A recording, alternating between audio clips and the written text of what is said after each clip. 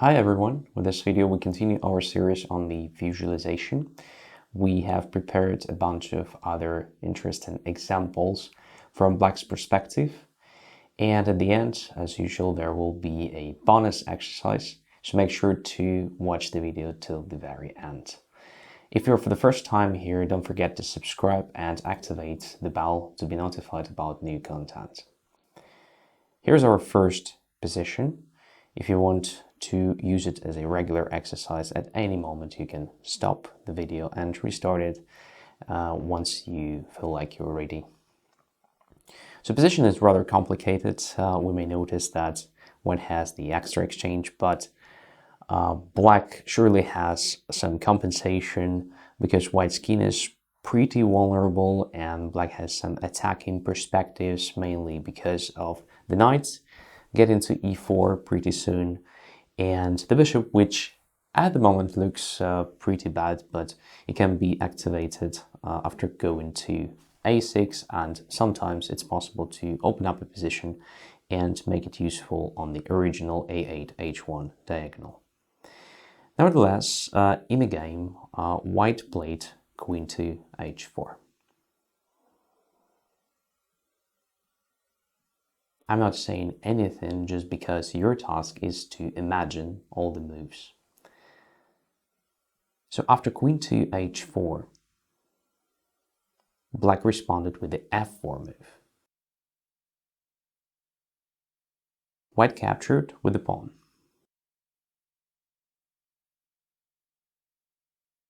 And Black played rook to h8. And here's your question. What happens if White plays queen to g3?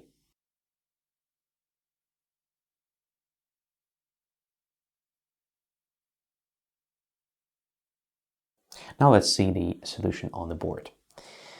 So queen h4 is obviously a bad move. The idea can be understood here, so most likely White wanted to relocate the queen through f4 to control the center better, because on h5 it's indeed vulnerable. But the problem here is that Black responds with the f4, grabbing this square from the queen, and the queen is almost trapped. If g captures on f4 here, then after rook to h8 and queen to either g5 or g3, there is knight to e4 with a fork, so attacking the king and the queen simultaneously. So this loses a queen. Obviously, White can take on h8 here, but after queen takes h8, White's compensation for a queen is insufficient. So another option for White is to capture on f4 with the knight. But in that case, White is losing control over d4 pawn, so queen can capture on d4 with check. And Black has a decisive attack, as I mentioned at the very beginning of the video. The bishop can be useful on the original diagonal, and this may happen right after the queen goes away from d4 and Black plays d5, d4 hands. For example, after king g2, queen gives this check, and so on. By the way, you can use this position for analysis or as another exercise just to train your attacking skills. So here, Black has a decisive attack. Let's come back to the original position. Let's try to understand what White can do here instead of queen h4. In fact, there is already a threat of playing rook to h8, trapping the queen, and it doesn't feel like there is a good move, but there is one.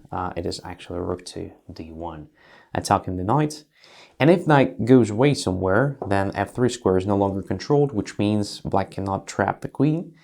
And if Black plays rook h8 immediately, there is a possibility for White just to take that rook. And the difference here is that after that, White captures the knight as well. And now White has indeed a sufficient compensation for a queen, so this position can be considered pretty much balanced. Let's get to our next exercise. That is our next position. Once again, Black is to move, and let's start the visualization training. So Black had a problem after f3, the knight was hanging, But black found an interesting idea. Rook takes f3.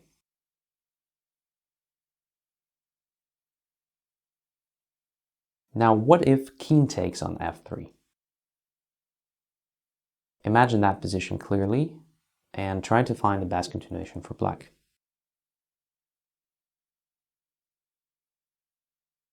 If you feel like you want to stop the video, feel free to do that. Now let's come back to the moment when black captured on f3 and imagine the bishop captures on f3. Black continues with the queen to c2 check.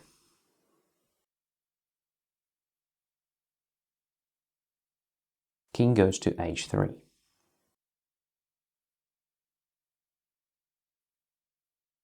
Black continues with the bishop to c8. King goes to h4.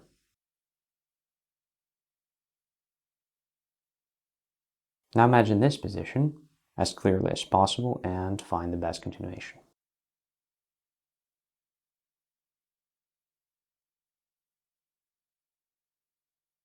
Let's have a look at the solution on the board.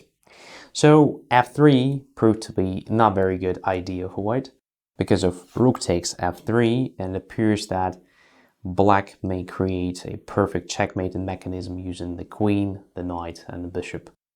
So if king takes on f3, the things are rather simple. Queen goes to f5 now, forcing the king to g2, then queen to f2 check, forcing the king to h3, and queen to g3 checkmate. Which means that bishop takes f3 looks like a better option after rook f3, but this also leads to a checkmate and attack after queen to c2.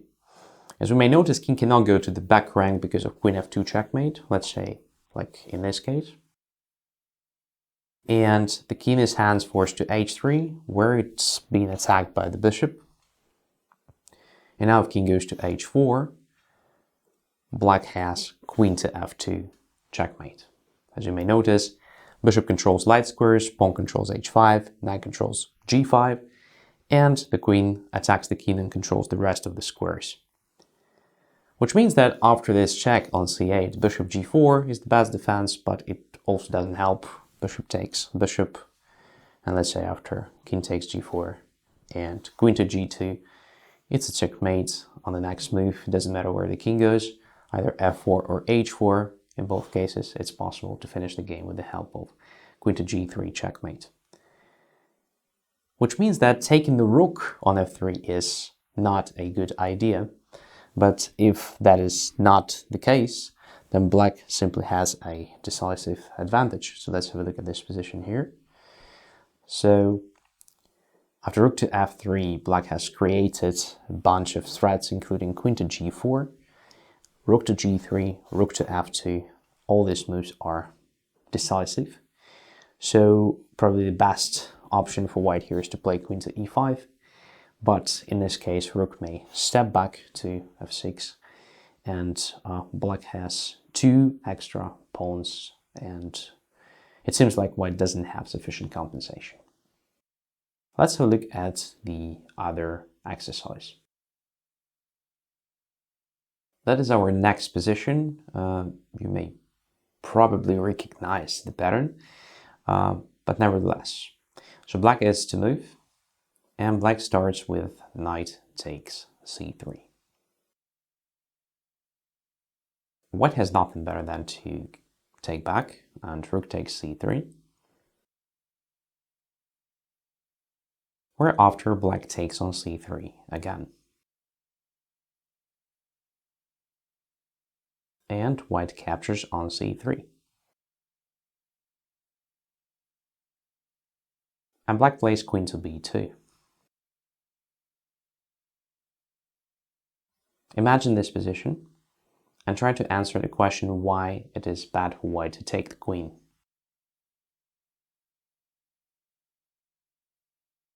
Now imagine that white plays queen to d3.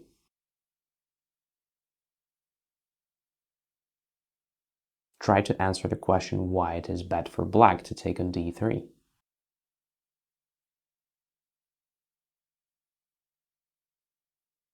Black plays queen to a1. White responds with queen to f1. Let's now repeat the whole sequence. Knight takes c3, rook takes c3, rook takes c3, rook takes c3, queen to b2, queen to d3, queen to a1, and queen to f1. Try to imagine this position as clearly as possible and find the best move for black.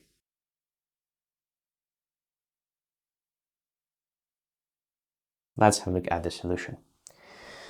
So after knight to c3, rook to c3, rook to c3, and rook to c3, we may notice that white has a problem with the back rank. So black is trying to exploit it with the help of queen b2, trying to deflect the queen from d1 square. So if queen takes queen, there is just a rook d1 checkmate.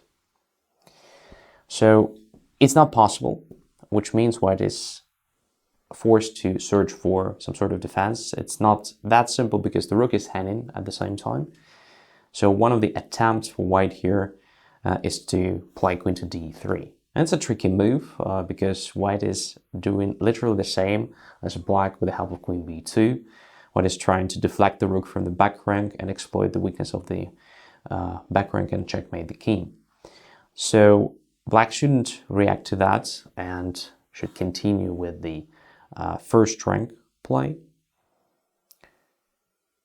And after queen to a1, check, and force queen to f1, black's best move is to take the rook.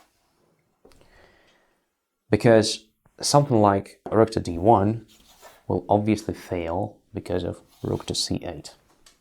And black is checkmated. So this probably explains why, after the mass exchange on c3, it's not a good idea for black to play queen b1 immediately, because after queen to f1, there is no follow-up. So rook d1 fails because of rook to c8, which means black achieves nothing. So only queen b2 forces the right development in this position and leads to material gains. Something like rook to c2 doesn't work as well. In this case, though, black should check from b1, having the rook under attack. And after queen to f1, again, not playing rook to d1, but rather taking on c2. So that's basically it about this example. Now let's get to our bonus exercise. The board is empty, which means you should also visualize the starting position. And do it from black's perspective, it will be easier than to solve it. So white has only one king, it is on h2. Black has the king on f2. And two bishops. The one is on e7 and another one is on a4. In this position, black is to move, and your task is to find the shortest way to win. Thanks a lot for watching this video. I hope it was useful. If you liked it, don't forget to leave us a like. See you next videos.